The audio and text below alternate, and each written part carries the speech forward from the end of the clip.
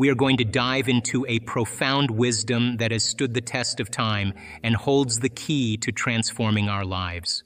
Imagine living in a world where your thoughts shape your reality, where you are the creator of your own destiny, and where your inner world manifests your outer world. This is not just a philosophical idea, but a powerful truth that has been taught for centuries. The teachings of ancient wisdom and modern science converge on this principle.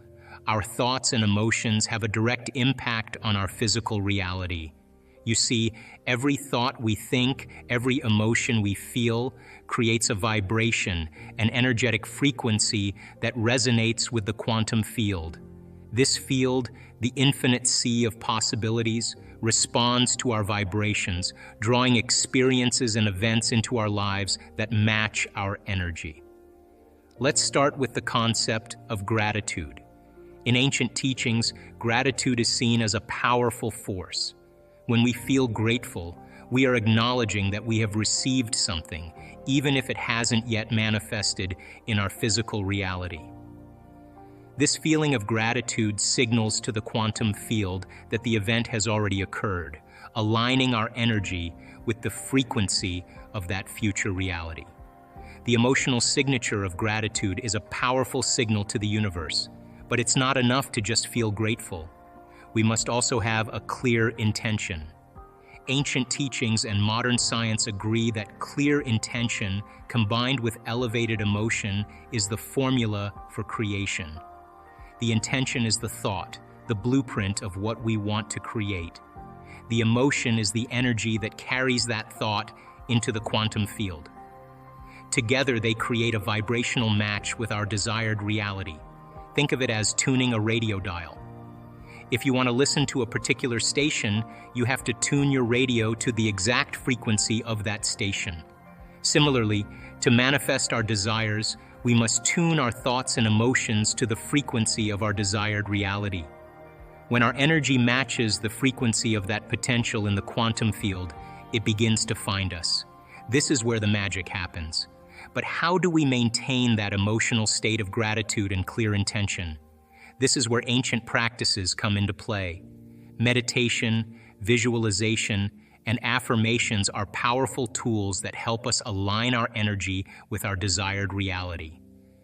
In meditation, we quiet the mind and enter a state of pure consciousness.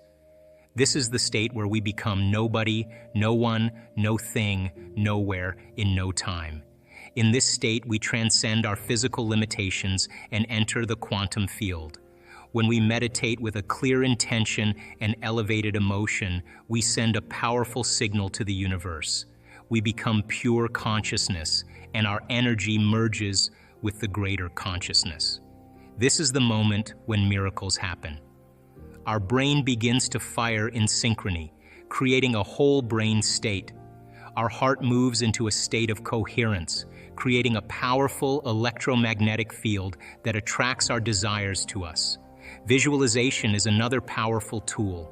When we visualize our desired reality with vivid detail and intense emotion, we create a mental movie that our subconscious mind accepts as reality. This mental movie becomes a blueprint for our future, and our subconscious mind works to make it a reality. The more vividly we visualize and the more intensely we feel the emotions of our desired reality, the more powerful our signal to the universe. Let's break this down to understand it better. Visualization is the practice of creating a detailed picture in your mind of what you want to achieve or experience. It's like making a movie in your head where you are the main character and everything is happening just the way you want it to. First, find a quiet and comfortable place where you won't be disturbed. Close your eyes and take a few deep breaths to relax your mind and body. Then, start to imagine your desired reality. Think about every detail. What does it look like? What sounds do you hear? What smells are in the air? Use all your senses to make the mental picture as clear and vivid as possible. For example, if your goal is to have a successful career, picture yourself in your dream job. See yourself in your ideal office, working on projects that excite you. Imagine your colleagues praising you for your great work, and feel the pride and satisfaction that comes with it. The more specific you can be, the better. Next, add emotion to your visualization. Feel the happiness, excitement, and fulfillment that come with achieving your goal. Emotions are a powerful part of visualization because they create a stronger impression on your subconscious mind. When you feel the emotions as if your dream has already come true, your mind starts to believe that it is possible. Visualization works because the subconscious mind cannot tell the difference between a real experience and an imagined one. When you repeatedly visualize your desired outcome with vivid detail and strong emotion, your subconscious mind starts to accept it as reality. It then begins to work behind the scenes to align your actions, thoughts, and behaviors with this new reality. Your subconscious mind acts like a magnet, attracting opportunities and circumstances that match your mental movie. This process is often called the law of attraction. By visualizing your goals, you send a powerful signal to the universe about what you want. The universe responds by bringing people, situations, and opportunities into your life that help you achieve your dreams. Affirmations are another ancient practice that aligns our energy with our desired reality. When we repeat positive affirmations with conviction and emotion, we reprogram our subconscious mind to believe in our desired reality. These affirmations create new neural pathways in our brain, reinforcing our belief in our ability to create our own reality. But it's not just about positive thinking. It's about becoming a new person. To create a new reality, we must become a new person. We must shed our old self, our old habits, and our old thought patterns. This is not easy. It requires us to cross a river of change, leaving behind the familiar and stepping into the unknown. But if we have the passion, the intensity, and the will to keep going, we will break free from the chains of the past. When we liberate ourselves from our old self, we free up a tremendous amount of energy. This energy can then be used to create a new destiny. The quantum model of reality tells us that all possibilities exist in the present moment. To create a new reality, we must get to the present moment. In the present moment, we become pure consciousness, and our energy merges with the greater consciousness. This is when we can create anything we desire. Now, let's talk about the power of the heart. The heart is more than just a pump. It is a powerful electromagnetic field generator. When we feel emotions like love, joy, and gratitude, our heart creates a coherent field that resonates with the quantum field. This coherent field attracts our desires to us. When our heart and brain are in coherence, we create a powerful signal that the universe cannot ignore. Ancient teachings also emphasize the importance of breath. Breath is the bridge between the physical and the spiritual. When we breathe consciously, we align our energy with the quantum field. One powerful practice is the breath of fire. This involves rapid, rhythmic breathing that energizes the body and raises our vibration. Another practice is deep, slow breathing, which calms the mind and brings us into the present moment. The practice of mindful breathing, combined with clear intention and elevated emotion, creates a powerful signal to the universe. This signal attracts our desires to us, bending our reality to match our vision. This is the power of ancient teachings and modern science combined. It's also important to understand the role of the subconscious mind. The subconscious mind is the storehouse of our beliefs, memories, and emotions. It operates below the level of conscious awareness and controls 95% of our thoughts and actions. To change our reality, we must change our subconscious mind. One powerful way to reprogram the subconscious mind is through hypnosis. Hypnosis is a method that helps us to enter a state of deep relaxation and heightened suggestibility. In this relaxed state, our minds are more open to new ideas and suggestions. Let's explore why hypnosis is so effective and how it can help us create the life we desire. When we are in a normal waking state, our critical mind is very active. This critical mind is the part of us that analyzes, judges, and sometimes doubts new information. It acts as a filter, deciding what to accept and what to reject. This is useful for many things, but it can also make it hard to change deeply ingrained beliefs and habits. In hypnosis, we can bypass this critical mind. We enter a state of deep relaxation where our brain waves slow down. In this state, we become more open to new suggestions because our critical mind is less active. This state of heightened suggestibility makes it easier to implant new beliefs and intentions directly into the subconscious mind. The subconscious mind is incredibly powerful. It controls many of our automatic behaviors and deeply held beliefs. If we want to change our lives, we need to change these subconscious patterns. Hypnosis provides a way to do this effectively. To enter a state of hypnosis, we usually follow a series of steps to relax the body and mind. This might include deep breathing, progressive muscle relaxation, and focusing on a particular image or idea. As we become more relaxed, we enter a trance-like state.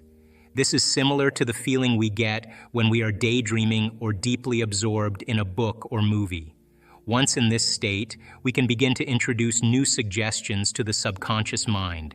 These suggestions can be positive affirmations, visualizations of desired outcomes, or new beliefs that we want to adopt. Because the subconscious mind is more receptive in this state, these suggestions can take root more easily. For example, if we want to increase our self-confidence, we might use hypnosis to implant affirmations like, "I am confident and capable," or "I believe in myself and my abilities." We can also visualize ourselves successfully achieving our goals, feeling confident and happy. Over time, these new beliefs and images can replace old limiting ones.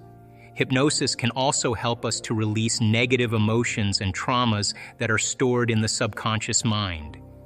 By addressing these issues in a relaxed state, we can process and let go of them more easily. This can lead to greater emotional freedom and a more positive outlook on life. Another benefit of hypnosis is that it can help to reduce stress and anxiety. The deep relaxation that comes with hypnosis can calm the nervous system and reduce the production of stress hormones. This can improve overall well-being and make it easier to focus on positive changes. Another powerful practice is journaling. This simple act of writing down our thoughts, intentions, and emotions can have a profound impact on our lives. Let's explore why journaling is so powerful and how it can help us create the life we want. When we journal, we take time to think about what we truly want. Writing down our intentions helps us to clarify our goals and desires. It makes our intentions more concrete and real. Instead of just having vague ideas in our heads, we put them into clear and specific words on paper. This clarity is crucial because it allows us to focus our energy on what we really want to achieve. Journaling also helps us to understand our emotions. By writing about our feelings, we can explore and express them in a safe and private way. This can be especially helpful when we are dealing with difficult or complex emotions. Writing about our emotions helps us to process them and can lead to greater self-awareness and emotional healing.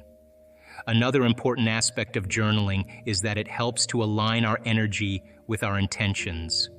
When we write with conviction and emotion, we create a powerful signal to the universe. This signal is like a magnet that attracts our desires to us. The more passionately we write about our goals and dreams, the stronger this signal becomes.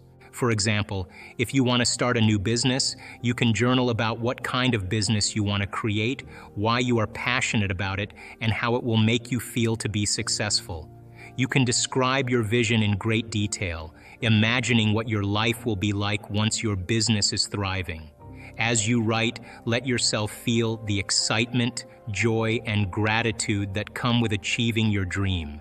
This emotional energy amplifies the power of your intention and helps to attract your desired outcome. Journaling can also help us to identify and overcome any limiting beliefs that might be holding us back. As we write about our goals and dreams, we might notice thoughts of doubt or fear creeping in. These negative thoughts can sabotage our efforts if we are not aware of them. By writing them down, we bring them into the light and can start to challenge and change them. We can replace them with positive affirmations and empowering beliefs that support our goals. For instance, if you find yourself writing, "I want to start my own business, but I am afraid I will fail," you can recognize this as a limiting belief. You can then challenge it by writing a positive affirmation, such as, "I have the skills and determination to succeed in my business." By doing this consistently, you can reprogram your subconscious mind to believe in your ability to achieve your goals. But it's not just about practices and techniques. It's about embodying a new way of being.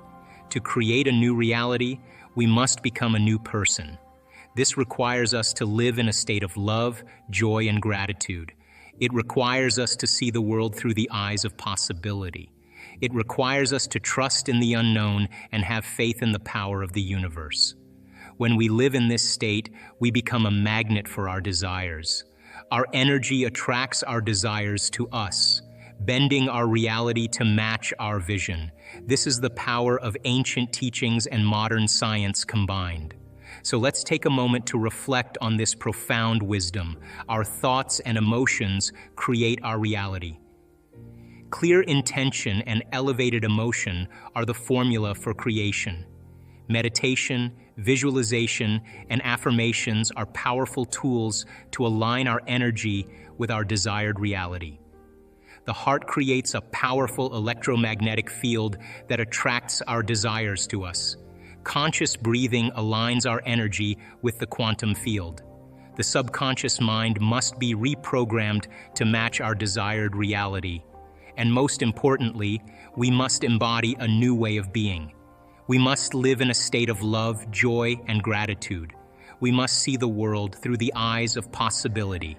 We must trust in the unknown and have faith in the power of the universe. When we do this, we all do this, begin to think, well, if the same situation happened again, how would I do it differently? And that's the act of beginning to come up with a new plan. The act of rehearsing it in your mind begins to install the circuits in your brain, priming your brain so that when the next experience happens, you could modify your behaviors and do a better job in life. That's called plasticity. If you decide, okay, if I'm taking time out of my busy life to emulate the divine creator, then if I'm going to create something unlimited, I better feel unlimited. If I'm going to do something magnificent, I have to become magnificent. And if you keep doing that over and over again, it will begin to become more readily available to you. It'll get easier. And so when we're in that energy all the time, that's when the synchronicities and the serendipities and all those wonderful coincidences begin to happen. And it's those coincidences that are feedback in our environment where the field begins to open doors for us. That's what we want to occur. Now, I have worked on things in my life, and I'm a sincere person. I've worked on things in my life for years, and I always thought it was about the event or the experience I wanted to create, but all along I was changing. And when I finally reached a point where I could care less if I could have the experience is the moment it happened. But all along, the divine loving intelligence, this mother-father principle, of course, it's observing us into life. We are vitalistic, energetic beings that when we begin to unify all these principles that we're talking about, you can't get this in one sitting. You have to keep understanding it, keep reviewing it, keep redoing it, keep experiencing it. And new experience then causes you to dream in a way you would have never dreamt before unless you had that experience. And that's how God gets to know itself. So then I don't care what meditation you do, I just like the fact that you're connecting. And the more you connect, the more whole you feel, the more natural it becomes. Then, of course, the next experience then causes you to dream in another way. And what I know from my own experience and many students, it's not about material things. It's about those mystical moments, those transcendental moments, those moments where your jaw drops and you are in awe of life. Those moments that take our breath away, that cause us. And this has happened to me so many times. Every time I have one of those experiences, I think to myself, I got this all wrong. I got this all wrong. Some veil has been lifted, and now I'm seeing more clearly about the way things really are. Intention is, you may say, I want a healing. I want a new job. I want a new relationship. Now, the moment you ask the question, the what-if question, what would it be like to be in love? What would it be like to have a new job? What would it be like to be in a new relationship, to do whatever, to be healed? The moment you ask that question, the part of your brain called the frontal lobe, which is the crowning achievement of the human being, 40% of your brain is the frontal lobe. It's the workshop, it's the creative center. Frontal lobe has connections to all other parts of your brain. The moment you ask an open-ended question, you speculate a possibility. The creative center turns on and it looks out over the landscape of the entire brain, and it begins to call up different networks of neurons that are stored in your brain based on something you've learned intellectually, knowledge, or something you've experienced in your life. Like, well, I know what it is to be in love, or I know what it is to have a good job, or I read a book about it, and it begins to call up these different networks of neurons, and then it seamlessly pieces them together to create a new idea, a new vision. And when you put all those networks together and they fire in tandem, you'll get a clear picture in your mind. And that clear picture is called intention. Now, the more you have conditions or the more you have specifics about that job, like, for example, I want to make this amount of money more a year, I want to have health benefits, I want to have 3 weeks vacation, I want to travel, I want to work with great unlimited creative people. That all is the elements that help to add to that vision. Now, the picture you get in your mind could be the word job, or it could be just an image that's personal to you. But the image then represents all of those conditions. So you can have several conditions that make up your intention. But the intention typically is a symbol. Like, you may see a retreat center that you may want to start and you have a picture of it. But once you see that picture, the next thing that happens, you start to live that dream.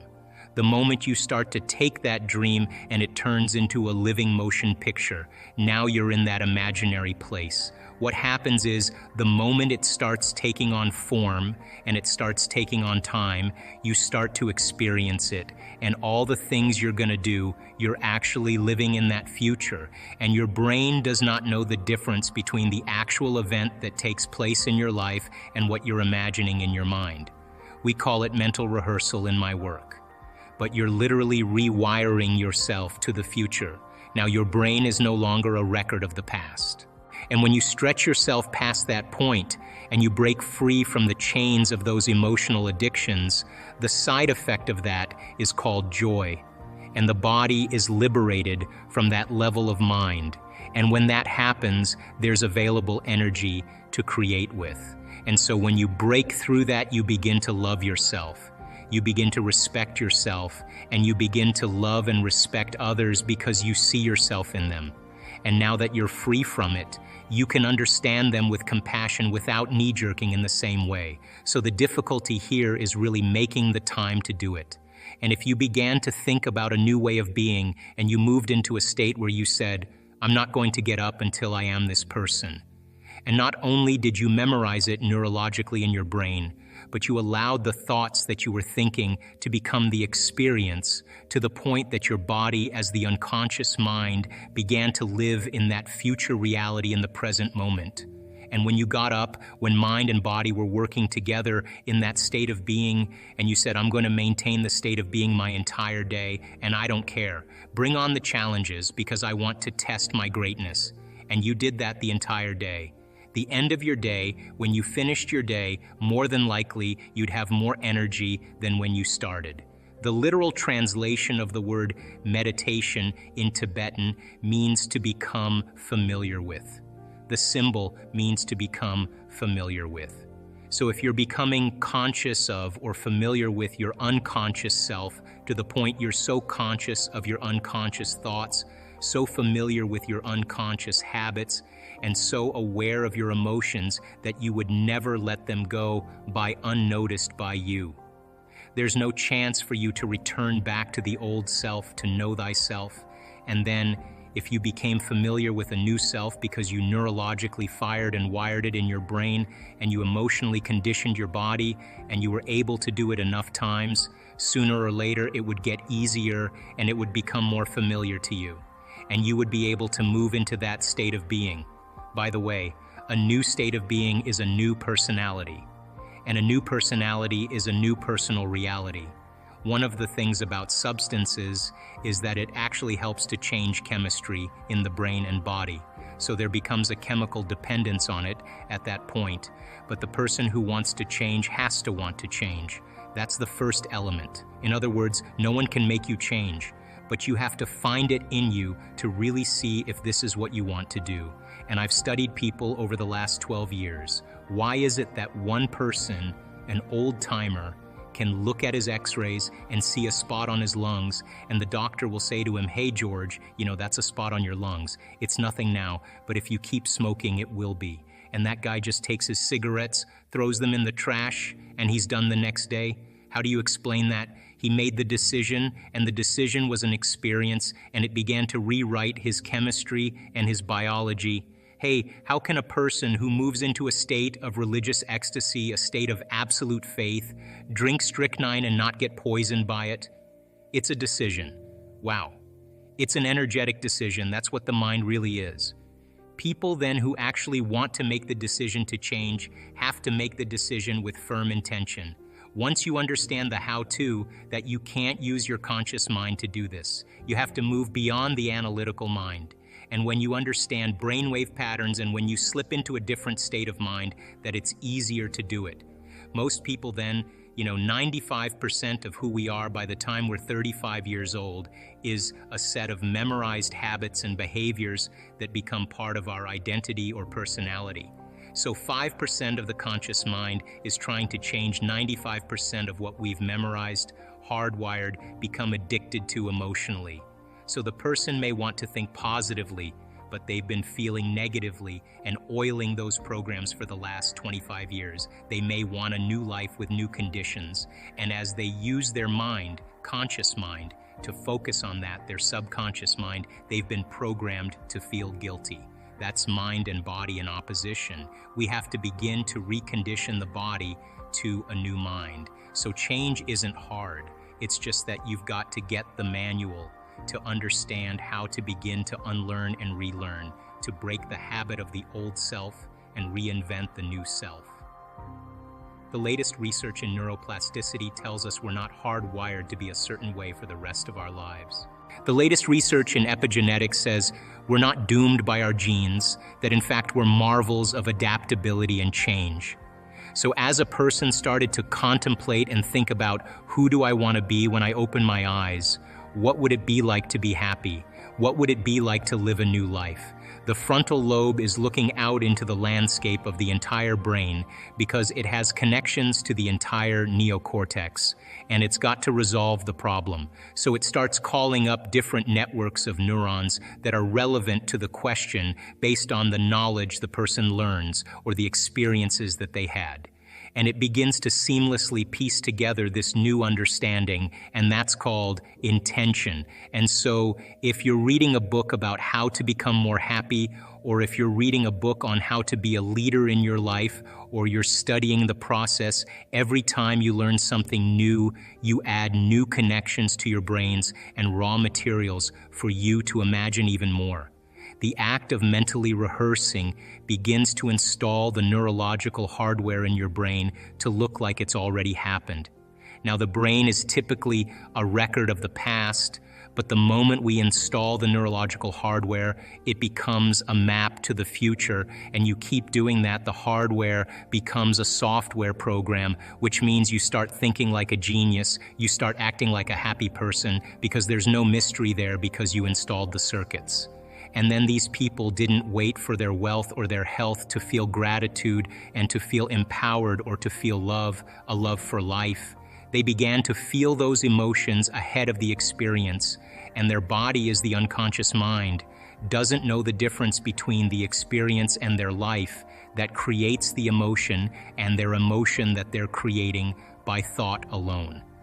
The body's believing it's living in the future, in the present moment. And the stronger the emotion that they felt, the more they're going to pay attention to the thoughts they're thinking. And now all of a sudden they're changing their biology from living in the past present reality to living in the future present reality.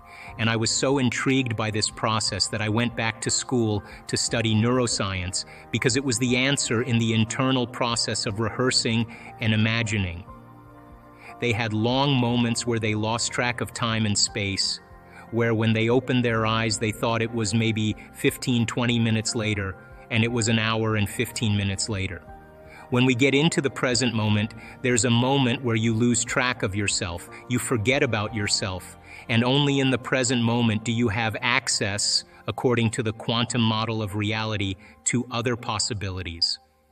And when you're truly in the present moment, the generous present moment, that's the moment then that you are no longer living in the familiar past or the predictable future.